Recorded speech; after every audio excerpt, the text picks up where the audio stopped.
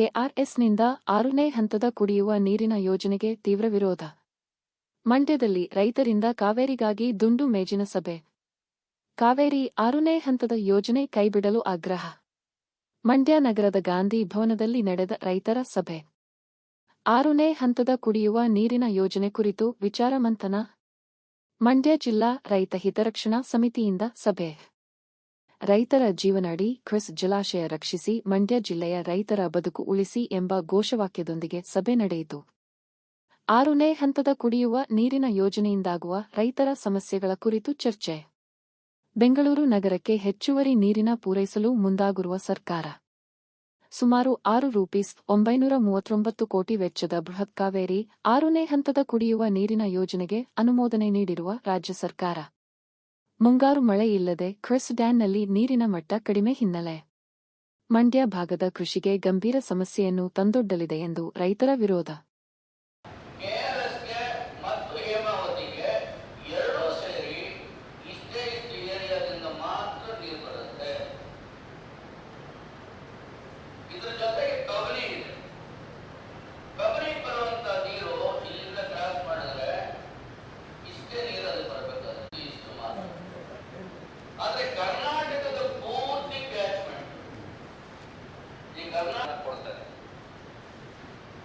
Kaveri ಟ್ರಿಬ್ಯುನಲ್ನಲ್ಲಿ final ಆಗಿ 3 ಭಾಗ, ಒಂದು ಕೆಆರ್ಎಸ್ ಇಂದ ಕೆಳಭಾಗ,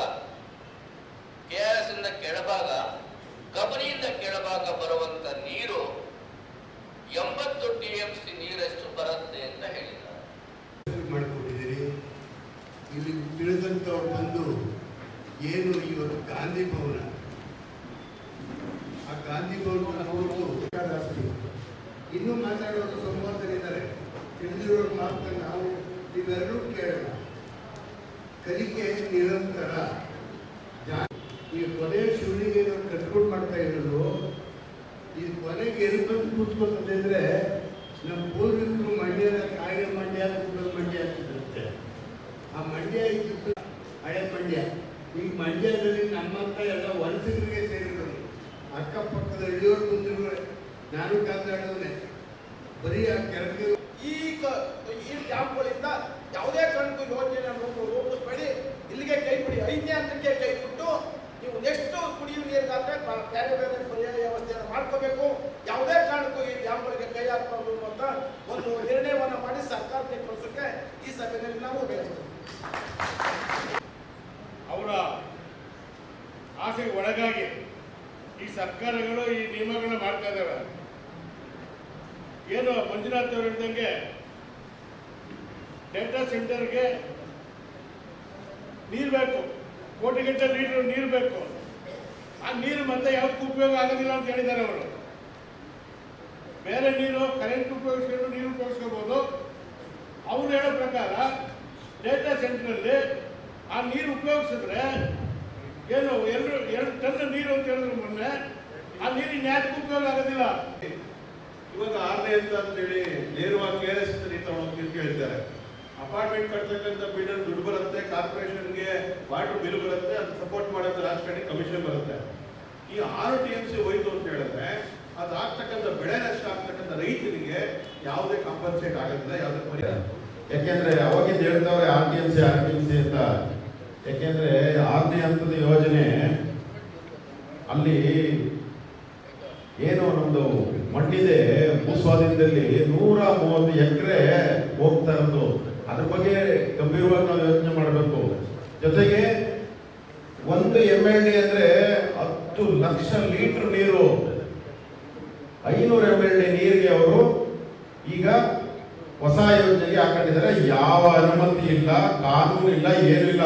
ಅಲ್ಲಿ ಇನ್ನೊಂದು ಸಂಘರ್ಷ ಎದುರಾಗುತ್ತೆ. ಕ್ಯಾತೆ ತೆಗಿಲಿಕ್ಕೆ ತಮಿಳುನಾಡವ್ರಿಗೆ ಕಾನೂನಲ್ಲಿ ಇನ್ನೊಂದು ಅವರು ಸಂಘರ್ಷ ಆಗುತ್ತೆ. ಇದನ್ನು ಕೂಡಲೇ ಅವರು ಕೈ ಬಿಟ್ಟರೆ ಸರ್ಕಾರದವರು. ಯಾಕೆ ಅಂದ್ರೆ ಇಲ್ಲಿ ನಮ್ಮ ರೈತರಿಗೆ ಕುಡಿ ನೀರಿಗೆ, ಈ ಕೃಷಿ ನೀರಿಗೆ ಅಲ್ಲೇ ಸಂಘ ತೊಟ್ಟಿಗಳನ್ನ ನಿರ್ಮಾಣ ಮಾಡ್ತಕ್ಕಂಥದ್ದನ್ನ ಒಂದು ಕಡ್ಡಾಯ ಕಾನೂನಾಗಿ ರೂಪಿಸಬೇಕು. ಮತ್ತೆ ಏನು ನಗರ ಯೋಜನೆಯಲ್ಲಿ ಬಡಾವಣೆಗಳ ನಿರ್ಮಾಣ ಮತ್ತೆ ಸಾರ್ವಜನಿಕ ಹಿತದೃಷ್ಟಿ ಯೋಜನೆ ಹೆಸರಿನಲ್ಲಿ ಕೆರೆ ಕಟ್ಟೆಗಳನ್ನ ಮುಚ್ಚಿಬಿಟ್ಟಿದ್ದಾರೆ ಆಲ್ರೆಡಿ. ಇರೋ ಕೆರೆಕಟ್ಟೆಗಳನ್ನಾದ್ರೂ ಯಾವುದೇ ಕಾರಣದಿಂದ ಮುಚ್ಚಬಾರ್ದು, ಮುಚ್ಚಿದ್ರೆ ಅದು ಶಿಕ್ಷಾರ್ಹ ಅಪರಾಧ ಅಂತ ಹೇಳಿ ಕಾನೂನನ್ನ ರೂಪಿಸಿ ಒಂದು ಕೆರೆಕಟ್ಟೆಗಳನ್ನ ಉಳಿಸಿ ಅಭಿವೃದ್ಧಿ ಪಡಿಸಿದ್ರೆ ಮುಂದಿನ ತಲೆಮಾರುಗಳು ಈ ಒಂದು ನೀರಿನ ಸಮಸ್ಯೆಯಿಂದ ಪರಿಹಾರವನ್ನ ಕಾಣ್ಕೊಳ್ಳೋದೇ ವಿನ ನೀವು ಕೆರೆಕಟ್ಟೆಗಳನ್ನ ಮುಚ್ಕೊಂಡು ಸರ್ಕಾರ ಏನೋ ಮಂಡ್ಯ ಜಿಲ್ಲೆಯ ರೈತ ಹಿತರಕ್ಷಣಾ ಸಮಿತಿ ವತಿಯಿಂದ ಈ ದಿನ ಜಾಗೃತಿ ಸಭೆಯನ್ನ ಮಂಡ್ಯದ ಗಾಂಧಿ ಭವನದಲ್ಲಿ ಆಯೋಜನೆ ಮಾಡಿದ್ದೇವೆ. ಸಮಿತಿ ಕೆಆರ್ಎಸ್ನಿಂದ ನೀರು ತಕೊಂಡೋಗುವಂತ ಬೆಂಗಳೂರಿಗೆ ಕುಡಿಯುವ ನೀರಿನ ಉದ್ದೇಶವಾಗಿ ನೀರನ್ನು ತೆಗೆದುಕೊಂಡೋಗುವಂತ ಯೋಜನೆಯನ್ನ ಸರ್ಕಾರ ಏನು ರೂಪಿಸಿದೆ ಅದನ್ನ ವಿರೋಧ ಮಾಡಿ ಈ ಸಭೆಯಲ್ಲಿ ಚರ್ಚೆ ಆಗಿದೆ, ಅಭಿಪ್ರಾಯಗಳೆಲ್ಲ ಮೂಡಿ ಬಂದಿದೆ. ಕೆಆರ್ಎಸ್ನಿಂದ 6 TMC ನೀರನ್ನ ತೆಗೆದುಕೊಂಡು ಹೋಗುವ ಸಂದರ್ಭದಲ್ಲಿ 6ನೇ ಹಂತದ ಯೋಜನೆ ಮೂಲಕ ಮಂಡ್ಯ ಜಿಲ್ಲೆಯ ಕೃಷಿ ಬದುಕಿಗೆ ಮಾರಕ ಆಗುತ್ತೆ. ಹೆಚ್ಚು ಕಡಿಮೆ ನಮ್ಮ ಜಿಲ್ಲೆಯಲ್ಲಿ ಪ್ರಮುಖ ಬೆಳೆಗಳಾದಂಥ ಭತ್ತದ ಬೆಳೆ 3,80,000 ಎಕರೆನಲ್ಲಿ ಬೆಳಿಬಹುದಾದಂಥ ಭತ್ತದ ಬೆಳೆ ಈ 6ನೇ ಹಂತದ ಯೋಜನೆ ಏನಾದರೂ ನೀರು ತಗೊಂಡೋಗುವಂಥ ಕೆಲಸ ಆಗೋದೇ ಆದರೆ ಬರೀ 1.5 ಲಕ್ಷ ಎಕರೆ ಮಾತ್ರ ನಾವು ಬೆಳಿಬೇಕಾಗ್ತದೆ.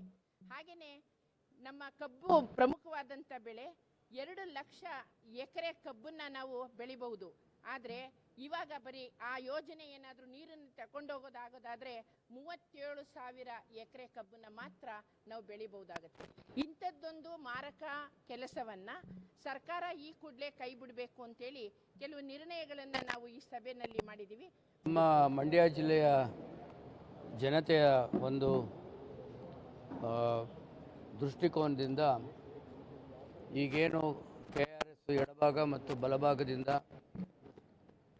ಮೈಸೂರು, ಚಾಮುಂಡೇಶ್ವರಿ ಮತ್ತು ಹುಣಸೂರಿಗೆ ನೀರು ತೊಗೊಂಡೋಗುವಂಥ ಪ್ರಾಜೆಕ್ಟು 13.5 TMC ನೀರು ಮತ್ತು ಬೆಂಗಳೂರು 6ನೇ ಹಂತ ನೀರಿಗೆ 6 TMC ನೀರನ್ನು ತೆಗೆದುಕೊಂಡು ಹೋಗುವಂತಹ ಯೋಜನೆ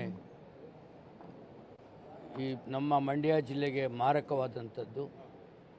ಈಗಾಗಲೇ ತಮಗೆ ತಿಳಿದಾಗೆ 1 TMC ನೀರಿನಲ್ಲಿ 10,000ದಿಂದ 16,000 ಎಕರೆ ಜಮೀನು ಭತ್ತವನ್ನು ಬೆಳೆಯುವಂಥದ್ದು. ಅಂಥದ್ದು ಇವರು 13ರಿಂದ 16 TMC ಒಟ್ಟು ನೀರನ್ನು ತೆಗೆದುಕೊಂಡು ಹೋದರೆ ಲಕ್ಷಾಂತರ ಎಕರೆ ರೈತ ಭತ್ತ ಬೆಳೆಯುವಂಥ ಜಮೀನು ಹಾಳಾಗ್ತದೆ. ಜೊತೆಗೆ ಈ ನೀರು ಕುಡಿಯುವಂಥ ಪ್ರಾಜೆಕ್ಟನ್ನು KRSಲ್ಲೇ ತೆಗೆದುಕೊಂಡು ಹೋಗಬೇಕು ಅಂತ ಮನಸ್ಸು ಅಥವಾ ಯೋಚನೆಗಳು ಯಾಕಾದರೂ ಬರ್ತದೆ ಗೊತ್ತಿಲ್ಲ. ನಿಜ ಇದು ಮಲ್ಟಿ ಪ್ರಾಜೆಕ್ಟ್ ಯೋಜನೆ, ವ್ಯವಸಾಯಕ್ಕೆ, ಕುಡಿಲಿಕ್ಕೆ, ಮೈಸೂರಿಗೆ ಹಾಗೂ ವಿದ್ಯುತ್ ಶಕ್ತಿಗೆ ಅಂತೇಳಿ ತೀರ್ಮಾನ ಮಾಡಿ ಈ ಡ್ಯಾಮನ್ನು ಕಟ್ಟಿರೋದು. ಆದರೆ ಬೆಳೆಯುತ್ತಾ ಇರುವಂಥ ಈ ಬೆಂಗಳೂರು ನಗರಕ್ಕೆ ಇತಿಮಿತಿ ಇಲ್ಲದೆ ನಡೀತಾ ಇರುವಂಥ ಸನ್ನಿವೇಶದಲ್ಲಿ KRSಯಿಂದ ತೆಗೆದುಕೊಂಡು ಹೋಗೋ ಬದಲಾಗಿ KRSಗೆ ಬದಲಾಗಿ ಆಲ್ಟರ್ನೇಟಿವ್ ಈಗಾಗಲೇ ಏನು ರೈನ್ ವಾಟರು 24 TMC ನೀರು ನಿಮಗೆ ಅಲ್ಲಿ ರೈನ್ ವಾಟ್ರಿಂದನೇ ಸಿಗುತ್ತೆ.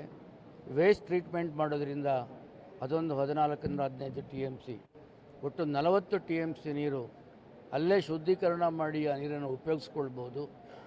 ಆಲ್ಟರ್ನೇಟಿವ್ ಆಗಿ ಯೋಚನೆ ಮಾಡಬೇಕು. ಆದರೆ ಸಿಕ್ಕಾಬಿಟ್ಟು ಎಲ್ಲ ಡೈರೆಕ್ಷನ್ನು ಕೂಡ ಬೆಂಗಳೂರು ನಗರ ಒಂದೇ ನಾವು ಬೆಳೆಸಬೇಕು ಅನ್ನೋದು ಬದಲಾಗಿ ಬೇರೆ ಬೇರೆ ನಗರಗಳನ್ನು ಕೂಡ ಬೆಳೆಸೋದ್ರಿಂದ ಏನು ಇವತ್ತಿನ ದಿನ ಒಂದು ಕೆಪಾಸಿಟಿ, ಟಾಲರೆನ್ಸ್ ಕೆಪಾಸಿಟಿ ಬೆಂಗಳೂರು ನಗರಕ್ಕಿದೆ, ಅದನ್ನು ಕಳ್ಕೊಳ್ತಾ ಇದೆ. ಹಾಗಾಗಿ ಮುಂದಿನ ದಿನಗಳಲ್ಲಿ ಎಲ್ಲ ಪ್ರಾಬ್ಲಮ್ಗಳು ಕೂಡ ಬೆಂಗಳೂರು ನಗರದ ಮೇಲೆ ಆಗುತ್ತೆ. ಇದರ ಜೊತೆಗೆ ಈಗ ಮಾಡಿರುವಂಥ 6ನೇ ಯೋಜನೆ ಪ್ರಾಜೆಕ್ಟನ್ನು, ಮೇಕೆದಾಟು ಪ್ರಾಜೆಕ್ಟನ್ನು ನೀವು ಯೋಚನೆ ಮಾಡಿ ಅಲ್ಲಿಂದ ನೀರನ್ನು ನೀವು ತೆಗೆದುಕೊಂಡ್ರೆ ಅನುಕೂಲ ಆಗಬಹುದು. KRSಯಿಂದ ತೆಗೆದುಕೊಂಡು ಹೋಗುವಂಥ ಪ್ರಾಜೆಕ್ಟನ್ನು ತಾವು ಕೈ ಬಿಡಬೇಕು. ಆ ಕೈ ಬಿಡೋದ್ರಿಂದ ಮಂಡ್ಯ ಜಿಲ್ಲೆ ಜನತೆಗೆ ಒಂದು ಬೆಳೀಲಿಕ್ಕೆ ಅವಕಾಶ ಆಗ್ತದೆ. ಅದೊಂದು ವ್ಯವಸಾಯ ಜಿಲ್ಲೆಯಾಗಿ ಉಳಿಯುತ್ತೆ. ಇಲ್ಲ ಅಂತಂದರೆ ಈ ಬೆಂಗಳೂರು, ಮೈಸೂರು ಮಧ್ಯದಲ್ಲಿ ಸೇರಿಕೊಂಡು ಈ ಜಿಲ್ಲೆ ಚೆನ್ನಾಗಿ ಬೆಳೆಯಬಹುದಾಗಿದ್ದಂಥ ಸನ್ನಿವೇಶದಲ್ಲಿ ನೀವು ಅವರಿಗೆ ವಿಷವನ್ನು ಉಣಿಸುವಂಥ ಒಂದು ಸ್ಟೇಜನ್ನು ತರ್ತಾ ಇರೋದು ನಿಜವಾಗ್ಲೂ ಮನಸ್ಸಿಗೆ ಎಲ್ಲ ಜನತೆಗೆ ಬೇಜಾರಾಗಿದೆ.